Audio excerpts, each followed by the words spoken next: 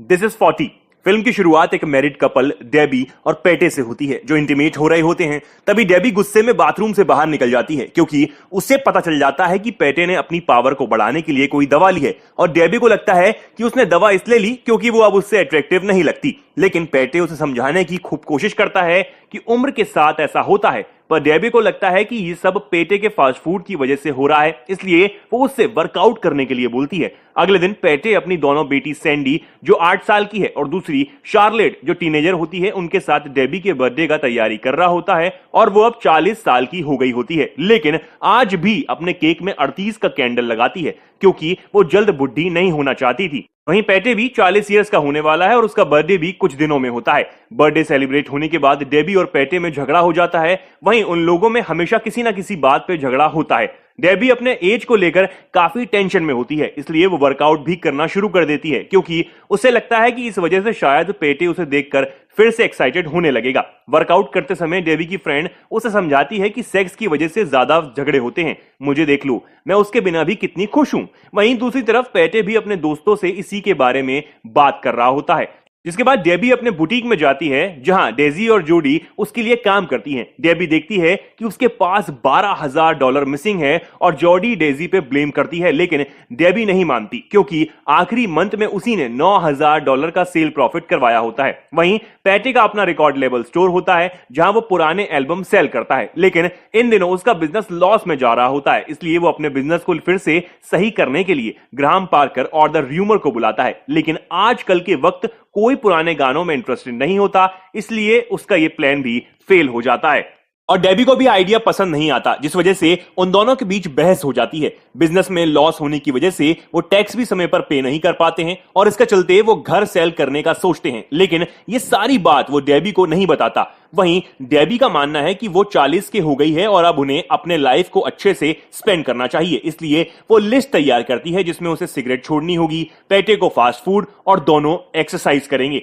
अगले दिन वो दोनों अपनी कमियों पर काम करना शुरू कर देते हैं। डेबी अपने सारे सिगरेट्स फेंक देती है और पेटे भी सारी स्वीट्स फेंक रहा होता है, लेकिन उसमें से कुछ वो खा लेता है। एक दिन डेबी को सिगरेट्स की लत लगती है, इसलिए वो दोनों इंटीमेट होने लगते हैं, लेकिन उनका बच्चा वहां पर परेशान कर देता है और वो दोनों भी उस पर गुस्सा हो जाते हैं। अगले दिन पेटे अपने फादर से मिलने जाता है और उसके फादर के 3 और बच्चे होते हैं और वो अपने फादर को मना करता है कि वो अब उन्हें पैसे नहीं दे सकता है, लेकिन उसके फादर उसे इमोशनल ब्लैकमेल करना स्टार्ट कर देते हैं। दूसरी तरफ डेबी भी अपने फादर से मिलने जाती है। दरअसल उसके फादर ने उसकी मदर को छोड़ किसी और से शादी कर ली थी और वो दोनों अब 7 साल बाद मिल रहे थे। जिसके बाद डेबी और पेटे अपने बेटियों के साथ खाना खा रहे होते हैं जहां डेबी बोलती है घर के खर्चों को कम करना है, इसलिए वाईफाई हटा दिया जाएगा और कंप्यूटर भी सिर्फ 30 मिनट ही इस्तेमाल करना होगा। इस पर उसकी बेटी सैडी गुस्सा हो जाती है। पेटे उसे समझाता है कि तुम्हें बाहर निकलना चाहिए, पर वो तभी गुस्सा होकर वहां से चली जाती है। वहीं वो दोनों ये सब चीजों की वजह से इरिटेट हो चुके होते हैं, इसलिए दोनों अपना समय बिताने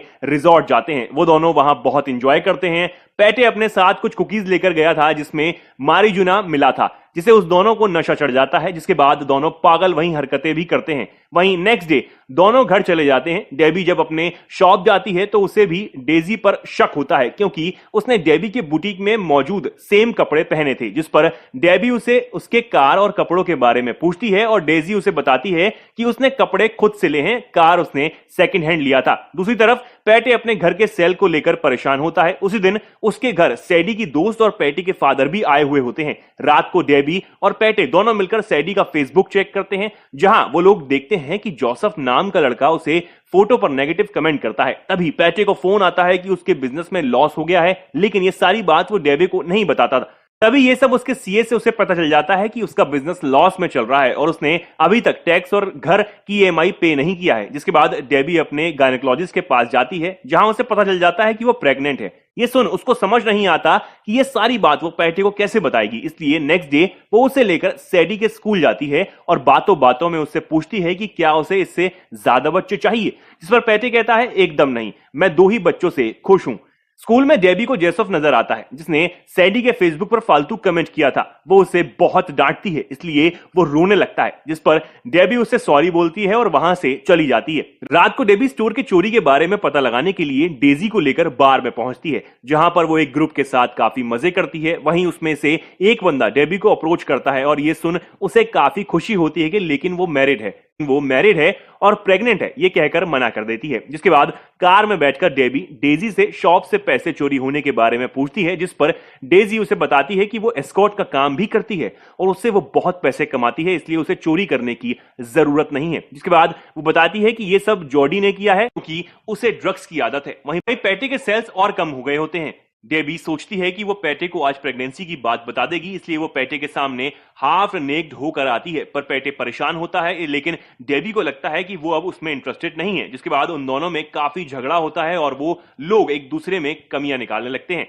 नेक्स्ट डे पैटे बच्चों को स्कूल छोड़ने जाता है। वहां जोसेफ की मदर कैटरीने से पैटी का झगड़ा हो जाता है, इसलिए कैटरीने उस पर झूठा इल्जाम लगाती है कि उसने उसकी ब्रेस्ट को छुआ है। दूसरी तरफ डेबी जोडी से पैसों की चोरी के बारे में पूछती है और जोडी भी मान लेती थी कि उसने ही ड्रग्स के लिए पैसे लिए थे और इसलिए डेबी ने उसे काम से निकाल देती है। जिसके बाद उसे स्कूल से मैसेज आता है कि वो स्कूल पहुंचती है जहां दोनों कैटरीने के इल्जाम को झूठा बोलते हैं। वहीं सैडी को ये सब के बारे में पता चलता है तो वो बहुत गुस्साती है।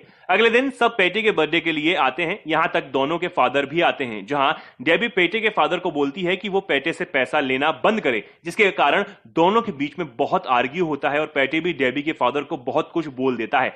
इस सबसे गुस्सा कर डेबी साइड में जाकर फिर से सिगरेट पीने लगती है। तभी सैडी देख लेती है और सबको ये बात पता चल जाती है कि वो सिगरेट पीती है, जिस पर उसकी फ्रेंड उसे कहती है कि तुम्हें प्रेगनेंसी में ये सब नहीं पीनी चाहिए, और ये बात भी सबको पता चल जाती है कि वो प्रेग्नेंट है। और पैटे को इस बात से बहुत गुस्सा आता है, वो साइकिल लेकर बाहर निकल जाता है। नहीं, डेबी के फादर उसे अपना ख्याल रखने के लिए बोलते हैं, जिस पर डेबी को और गुस्सा आता है और पूछती है कि वो उसे छोड़कर क्यों चले गए। अगर आप ऐसा नहीं करते तो मेरी लाइफ कुछ और होती। जिस पर ऑलिवर कहता है, मेरे पास बहुत पैसा है लेकिन मेरी जिंदगी में भी खालीपन है, और उसने हमेशा से उसे बांटने की कोशिश इसलिए की वो पैटे का बर्थडे में भी आया। तरफ पैटे काफी रश के साथ साइकिल चलाता है, जिसके कारण उसका एक्सीडेंट हो जाता है। तभी डेबी भी पैटी के फादर के साथ उसे ढूंढ रही होती है और वो लोग वहां पहुंच जाते हैं और उसे हॉस्पिटलाइज करवाते हैं। वहीं जब डेबी और पैटी के फादर वेटिंग रूम में के बाहर बैठे होते हैं, दोनों अपने गिले शिकवे को दूर करते हैं। इसके बाद डेबी पैटे से मिलने जाती है और उसे सॉरी बोलती है, इस पर पैटे बोलता है कि उसे उसके बच्चों और आने वाले बच्चों से बहुत प्यार है, वो इसलिए गुस्सा था उसने ये बात उसे क्यों नहीं बताई थी। और वो भी कहता है कि दोनों मिलकर फाइनेंशियल कंडीशन ठीक करेंगे, जिसके बाद दोनों किस करते हैं और इसके साथ मूवी यहीं खत्म हो जाती है।